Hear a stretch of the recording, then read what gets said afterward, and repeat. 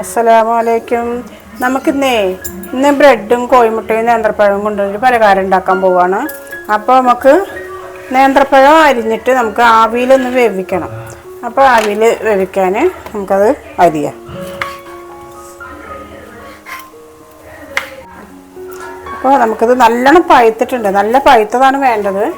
അപ്പോൾ ഞാൻ കുട്ടികളോട് നല്ല പഴുത്തത് നോക്കി മേടിക്കാൻ പറഞ്ഞു. അപ്പോൾ അവർ പഴുത്തത് നോക്കിയിട്ട് മേടിച്ചിട്ടുണ്ട്. അപ്പോൾ നമുക്ക് ഇതൊക്കെ നമുക്ക് ഇത് വേണ്ട, ഇത് നമുക്ക് ആവിയിൽ വെച്ചിട്ട് വേവിക്കാം. അപ്പോൾ ഇതൊന്ന് നല്ലപോലെ വെന്തിട്ട് വരട്ടെ. പെട്ടെന്ന് വേകും. നമുക്ക് വെള്ളത്തിൽ എന്നിട്ട് വെച്ചിട്ട് വേകണ്ട, ആവിയിലിട്ട് നമുക്ക് വേവിക്കാം. വേവിച്ചിട്ട് നല്ലപോലെ വെന്ത് വരട്ടെ. വെള്ളത്തിലിടണ്ട, അതുപോലെ ഒരു പാത്രം ഉണ്ടെങ്കിൽ നമ്മൾ അടിയിൽ വെച്ചാൽ ആവിയിൽ പഴം നല്ലപോലെ വേകും. അപ്പോഴേക്കും നമുക്ക് വേറെ ഉണ്ട് 5 ബ്രെഡ് എടുത്തിട്ടുണ്ട്.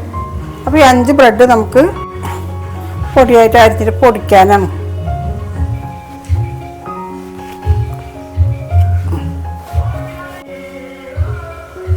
അപ്പോൾ നല്ലപോലെ ഒന്നുമല്ല, ഒന്ന് കറക്കിയെടുക്കാം. ഒരു പൊളിയുടെ പകുതി തേങ്ങയാണ്, അതിൽ പകുതി നമ്മളിതിലിടുന്നുണ്ട്. അതിലേക്ക് നമ്മൾ 2 കോഴിമുട്ട ഒഴിക്കുന്നുണ്ട്. 2 കോഴിമുട്ട നമ്മൾ ഒഴിക്കുന്നുണ്ട്. നമ്മൾ ഒരു ഏലക്ക ഇടുന്നുണ്ട് ഇതിലേക്ക്, ഒരൊറ്റ ഏലക്ക. ഒരു നുള്ള് ഉപ്പ് പൊടി ഇടുന്നുണ്ട്, മതി. 2 സ്പൂൺ പഞ്ചസാര ഇടുന്നുണ്ട്. ബ്രെഡൊക്കെ മധുരമല്ലേ, അപ്പോൾ 2 സ്പൂൺ പഞ്ചസാര മതി. ഇത് നമുക്ക് നല്ലപോലെ മിക്സിയിൽ അടിക്കാം. നേരത്തെ നമ്മൾ നാളികേരം, മുട്ടയും ബ്രെഡും ഏലക്കയും പഞ്ചസാരയും നല്ലപോലെ അരിഞ്ഞിട്ടുണ്ട്.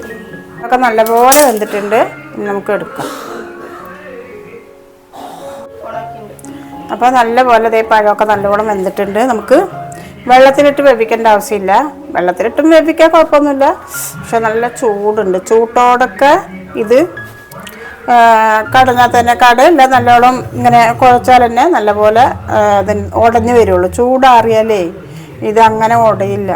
അപ്പോൾ നമുക്ക് ചൂട്ടോടെ തന്നെ ഇങ്ങനെ നമുക്ക് എന്തെങ്കിലും ഇടി വെച്ചിട്ട് നല്ലപോലെ തോല് പൊളിച്ചു. ഇനി നമുക്കത് ഉടച്ചെടുക്കാം. അത് വേണ്ട, ഇങ്ങനെ ചൂട്ടോടക്കിന് ഉടക്കണം. ചൂട്ടോടൊക്കെ ഇനിയിപ്പോൾ ഇതില്ലെങ്കിൽ വേറെ എന്തെങ്കിലും വെച്ചിട്ട് നമുക്ക് വെക്കാൻ മതി. ഇതന്നെ വേണമെന്നൊന്നുമില്ല, വേറെ എന്തെങ്കിലും വെച്ചിട്ട് നമുക്ക് അങ്ങനെ ആക്കാം. ചൂട്ടോടക്കിനൊക്കെ ആകുമ്പോൾ നല്ലപോലെ ഒന്ന് ഉടഞ്ഞ് കിട്ടും. അല്ലെങ്കിൽ അങ്ങനെ കട്ട പോലെയാവും.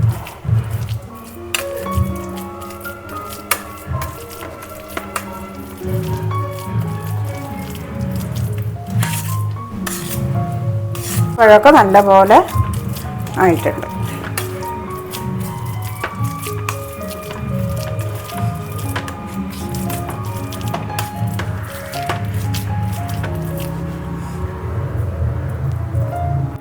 ഇനി നമ്മളിത് അരച്ച് വെച്ചാൽ നമുക്ക് ഇതിലേക്ക് ചരിയാം.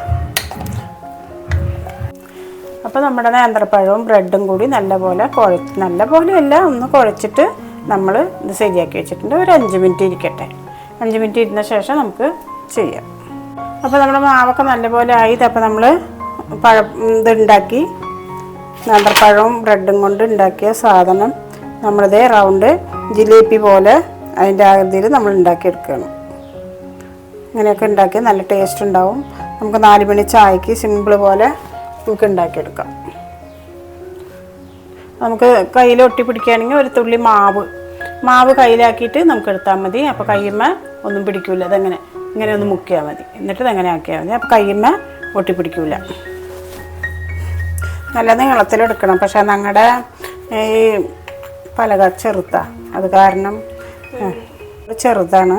അതുകൊണ്ടാണ് നമുക്ക് ഒരുപാട് ചെറുതാക്കിക്കണം. ഇത്തിരി വലിപ്പമൊക്കെ വേണം.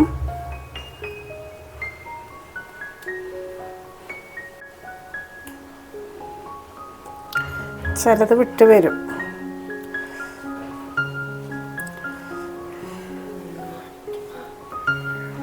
അപ്പോൾ നമ്മൾ 5 ഉണ്ടാക്കി വെച്ച് ഇനി നമുക്ക് ഇതൊക്കെ ഉണ്ടാക്കിയിട്ട് വരാം. അപ്പോൾ നമ്മൾ ഇതിന് ഒരുപാട് എണ്ണയൊന്നും വേണ്ട. ഒരു 3 സ്പൂൺ എണ്ണ ഒഴിച്ചിട്ടുണ്ട് നമ്മൾ. എണ്ണ ഇല്ലാതെ അല്ലേ, ഒരു 3 സ്പൂണ് എണ്ണ ഒഴിച്ചിട്ടുണ്ട്. ആ എണ്ണയിലേക്കാണ് നമ്മൾ ഇത് ഇടുന്നത്, ഉണ്ടാക്കിയിട്ടതിനെ ഇടുന്നത്.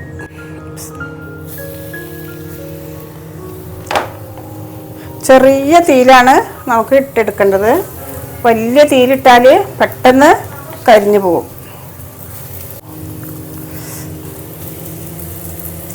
അപ്പോൾ നമുക്ക് പെട്ടെന്ന് കരിഞ്ഞു പോകും. ഇതൊക്കെ വെന്തതാണില്ലേ, പഴം വെന്തതാണ്.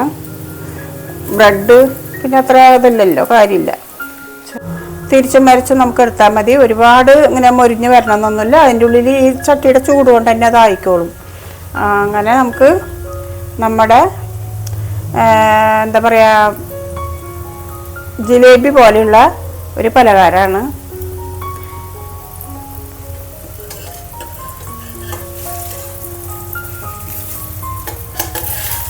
പെട്ടെന്ന് മുരിഞ്ഞ് കിട്ടും. അപ്പോൾ നമ്മൾ എന്താ ചെയ്യേണ്ടത്, ചെറിയ തീയിൽ വെച്ചിട്ട് നമുക്ക് ഇത് തിരിച്ചു മറിച്ച് ഇട്ടെടുക്കണം. അതപ്പോൾ തന്നെ ആയി.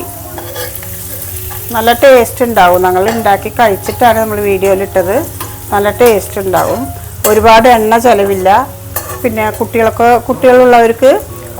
സ്കൂൾ വിട്ട് വരുമ്പോഴേക്ക് നമുക്ക് കുട്ടികൾക്കൊക്കെ അതുപോലെ ഉണ്ടാക്കി ഒരു ഗ്ലാസ് ചായയും കൊടുത്താൽ കുട്ടികൾക്ക് ഉഷാറായി. ഒന്നും വേണ്ട, വീട്ടിലുള്ള സാധനം എടുത്തിട്ട് നമുക്കിത് ഉണ്ടാക്കാം. നല്ല ഇതാണ്.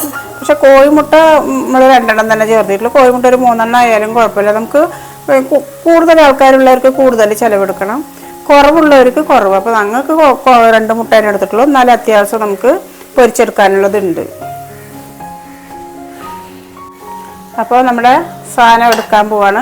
നല്ലപോലെ മൊരിഞ്ഞിട്ടുണ്ട്, കണ്ടില്ലേ, നല്ലപോലെ മൊരിഞ്ഞിട്ടുണ്ട്.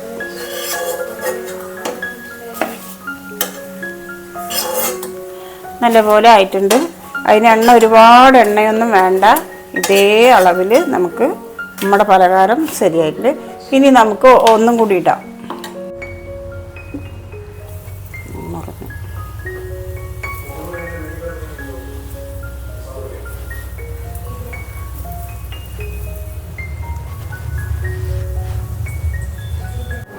ചായയുടെ പൊടി എടുക്കുക. അപ്പോൾ നമ്മൾ പഴവും മുട്ടയും കൊണ്ട് ഒരു പലഹാരം, 4 മണി ചായക്ക് ഒരു പലഹാരം ഉണ്ടാക്കിയതാണ്. പലഹാരമൊക്കെ നല്ല ഉഷാറായിട്ട് വന്നിട്ടുണ്ട്. നല്ല ഇങ്ങനെ എന്താ പറയുക, പോഞ്ച് പോലെ ഉണ്ട്. തിന്നാൻ നല്ല സ്മൂത്തുണ്ട്. അപ്പോൾ 4 മണി ചായക്കുള്ള കടി ശരിയായി.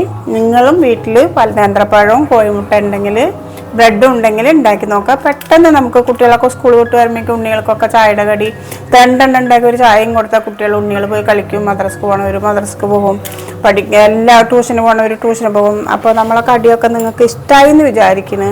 നിങ്ങൾക്ക് ഇഷ്ടമായിട്ടുണ്ടെങ്കിൽ ലൈക്ക് ചെയ്യുക, കമൻറ്റ് ചെയ്യുക. അപ്പോൾ നമ്മുടെ ചായക്കടിയൊക്കെ ആയി. ഇനിയിപ്പോൾ ചായ തിളയ്ക്കാനായി. അപ്പോൾ ചായയും 4 മണി കടിയും കൂടി ഇപ്പോൾ നമുക്ക് സെറ്റായി. അപ്പോൾ നമ്മൾ 5 മാസമായി വീഡിയോ ഇട്ടിട്ട്. നമ്മളിപ്പോൾ ഇട്ടാണ് ഇപ്പോൾ ഒരു എന്തോടെ 3 എണ്ണമായി. അപ്പോൾ 5 മാസത്തിന് ശേഷം നമ്മൾ ഇടുകയാണ്.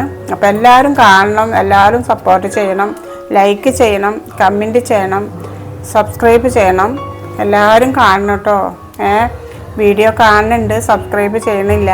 അപ്പോൾ എല്ലാവരും ഒന്ന് സഹായിക്കണം, ഷെയർ ചെയ്യണം. അപ്പോൾ നമ്മളെ വീഡിയോ നിങ്ങൾക്ക് ഇഷ്ടപ്പെട്ടാൽ ഇനിയും ഇതുപോലൊരു വീഡിയോ നിങ്ങളെ മുന്നിലേക്ക് വരാം ഇൻഷാ അല്ലാഹ്.